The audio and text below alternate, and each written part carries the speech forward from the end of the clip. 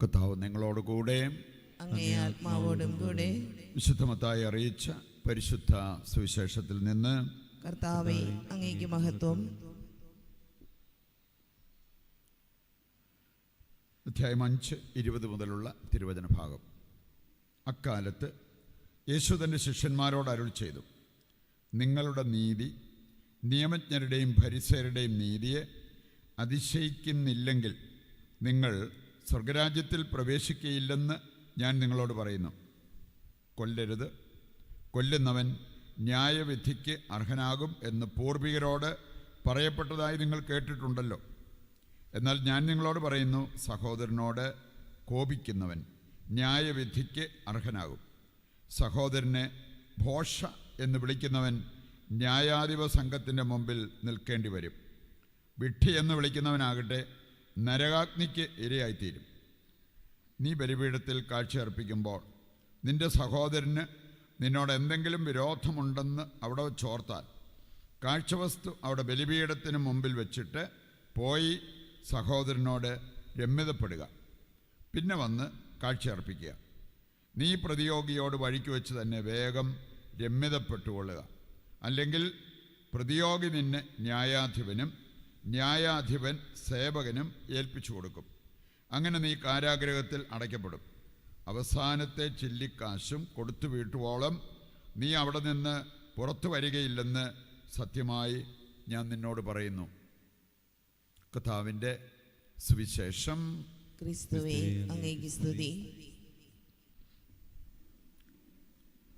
ഈശോയിൽ പ്രിയപ്പെട്ടവരെ, നോമ്പുകാലത്ത് നമ്മൾ വളരെ ഗൗരവപൂർവ്വം ഏറ്റെടുക്കേണ്ട ഒരു സന്ദേശം ഇന്നത്തെ വായനകളിലൂടെ കർത്താവ് നമുക്ക് നൽകുന്നു.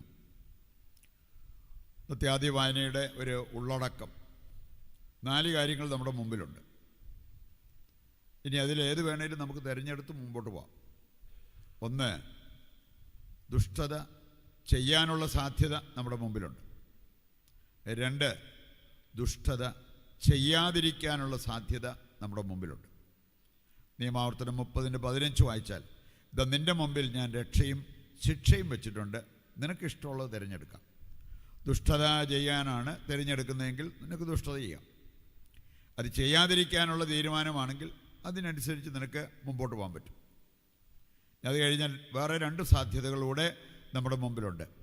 ദുഷ്ടതയിൽ തുടരണമെന്നതാണ് നിൻ്റെ തീരുമാനമെങ്കിൽ നിനക്കത് ചെയ്യാം. ദുഷ്ടത വെടിഞ്ഞ് നന്മ ചെയ്യാനുള്ള ആ ഒരു തീരുമാനത്തിലേക്കാണ് വരേണ്ടതെങ്കിൽ അതിലും വരാം. ഇപ്പം ഈ 4 കാര്യങ്ങൾ നമ്മുടെ മുമ്പിലുണ്ട്. നമുക്കറിയാം, നമ്മൾ പാപത്തിൽ വീണ് പോയെങ്കിൽ അവിടെ തന്നെ കടന്ന് ഉരുളണമെങ്കിൽ ഉരുളാം. വേണമെങ്കിൽ അവിടെ നിന്ന് എഴുന്നേറ്റ് ദൈവത്തിൻ്റെ പക്കലേക്ക് നമുക്ക് തിരിച്ചു വരാം. ധൂർത്തപത്രം ചെയ്തത് സുബോധം ഉണ്ടായപ്പോൾ അവൻ ആ പന്നിക്കുഴിയിൽ നിന്ന് എഴുന്നേറ്റിട്ട് വീട്ടിലേക്ക് പോയി. ശരിക്കും നമ്മൾ പാപജീവിതം നയിക്കുമ്പോൾ ഈ ഒരു അവസ്ഥയിലാണ് നമ്മൾ കഴിയുന്നത്. പരദീസ വിട്ടിട്ട് പന്നിക്കുഴി പോയി താമസിക്കുന്ന ആ ഒരവസ്ഥ. കാരണം ദൈവം തരുന്ന ആ ഒരു സന്തോഷം, സമാധാനം, ആത്മീയ ആനന്ദം ഇതെല്ലാം വെച്ച് നോക്കുമ്പോൾ പാപത്തിൻ്റെ ആ ഒരു നൈമിഷിക സുഖം എന്ന് പറയുന്നത് പന്നിക്കൂട്ടിലെ ആ ഒരു തവിടാണ്. ഇനി അതിന് പകരം ദൈവം തരുന്ന ഉന്നതമായിട്ടുള്ള ആനന്ദം അത് ലക്ഷ്യം വെച്ചുകൊണ്ട് നമുക്ക് വേണമെങ്കിൽ ജീവിക്കാൻ പറ്റും. നീ എത്ര കാലം 10, 50, 70, 80 വർഷം ദുഷ്ടതയിൽ ജീവിച്ചിട്ട് നിനക്കൊരു തിരിച്ചറിവ് വന്നിട്ട് നീ അവിടെ നിന്ന് പിന്തിരിയുകയാണെങ്കിൽ കർത്താവ് പറയാണ് നിനക്ക് രക്ഷപ്പെടാൻ പറ്റും. ഇന്നലകളെ നോക്കണ്ട.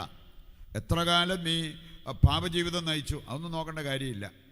യെശയ്യാ 1-ാം അധ്യായം 18 മുതൽ വായിക്കുമ്പോൾ അവിടെ പറഞ്ഞിട്ടുണ്ട്, രമ്യതപ്പെടാൻ നീ ഒന്ന് ആഗ്രഹിച്ചാൽ, തീരുമാനമെടുത്താൽ രക്ഷപ്പെടാൻ പറ്റും. ബാക്കി ഞാൻ ചെയ്യാം. തീരുമാനം നിൻ്റെ ഭാഗത്തു നിന്ന് വരേണ്ടതാണ്. വെളിപാട് 3-ാം അധ്യായം 15 മുതൽ വായിച്ചാൽ, ഇതാ ഞാൻ നിൻ്റെ വാതിലിൽ മുട്ടുന്നു. കർത്താവ് മുട്ടും. തുറക്കേണ്ടതാരാ? നമ്മളാണ്. നീ വാതിൽ തുറന്നു തന്നാൽ, നിൻ്റെ ഹൃദയവാതിൽ തുറന്നു തന്നാൽ ഞാൻ നിന്നോടൊപ്പം വസിക്കും, നിന്നോടൊപ്പം ഭക്ഷിക്കും. അപ്പോൾ അതുകൊണ്ട് അനുദവിക്കുക എന്നുള്ളത് നമ്മളെടുക്കേണ്ട ഒരു തീരുമാനമാണ്. തെറ്റുതിരുത്തുക എന്നുള്ളത് നമ്മളെടുക്കേണ്ട ഒരു തീരുമാനമാണ്. വീണ്ടും പാപജീവിതത്തിലേക്ക് പോകാതിരിക്കാൻ നമ്മൾ മനസ്സ് വെച്ച് പ്രാർത്ഥിക്കണം, പരിശ്രമിക്കണം.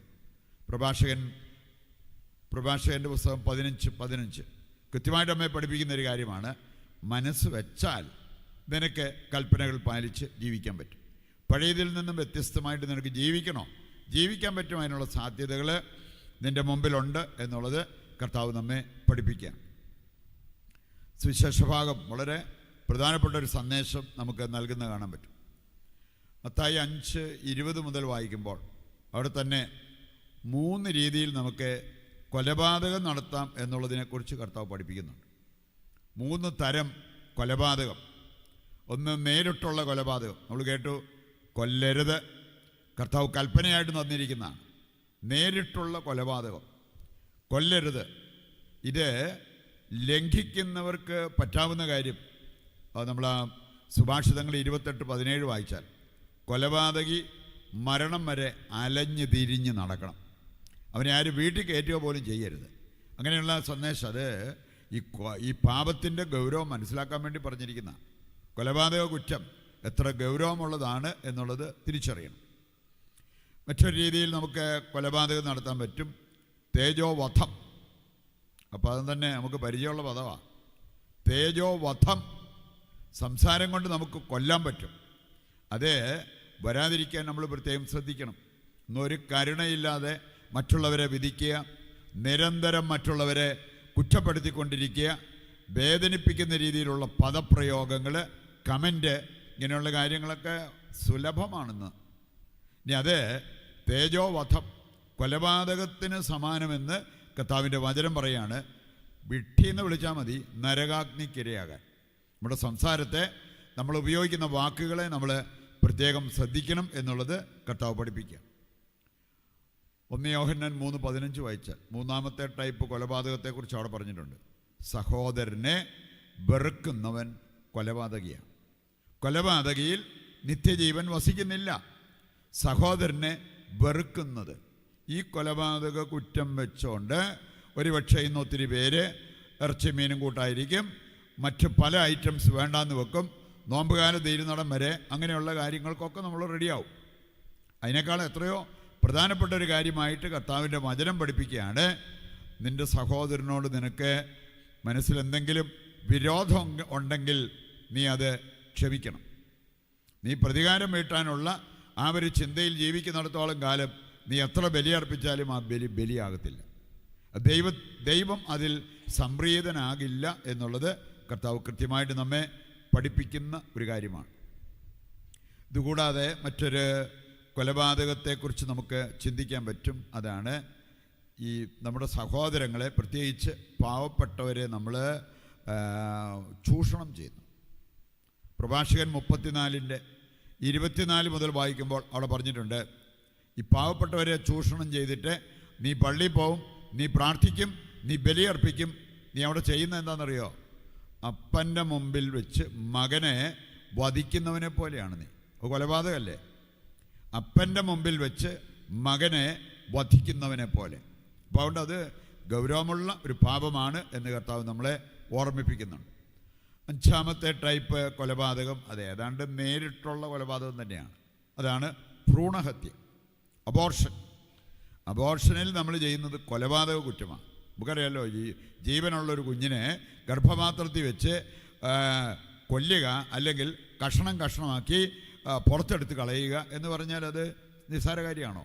കൊലപാതകം, നേരിട്ടുള്ള കൊലപാതകം പോലെ തന്നെ ഗൗരവമുള്ള ഒരു കാര്യമാണ്. ഇങ്ങനെയുള്ള കാര്യങ്ങൾ നമ്മൾ തിരിച്ചറിഞ്ഞാൽ കുറേ പാപങ്ങൾ ഒഴിവാക്കി ജീവിക്കാൻ പറ്റും. മാത്രമല്ല, ഈ നോമ്പുകാലം അത് അർത്ഥവത്തായിട്ട് നമ്മൾ കൊണ്ടാടേണ്ടതിന് നമ്മൾ ശ്രദ്ധിക്കേണ്ടതായ കാര്യങ്ങൾ, തിരുത്തേണ്ടതായിട്ടുള്ള കാര്യങ്ങൾ കർത്താവ് നമ്മെ പഠിപ്പിക്കുകയാണ്. വേണമെങ്കിൽ നമുക്ക് ദുഷ്ടത തുടരാം. ദുഷ്ടമായ പ്രവർത്തികൾ ഇനിയും ഞാൻ ചെയ്യും എന്ന് വേണമെങ്കിൽ നമുക്ക് അങ്ങനെ തീരുമാനിച്ച് മുമ്പോട്ട് പോകാം.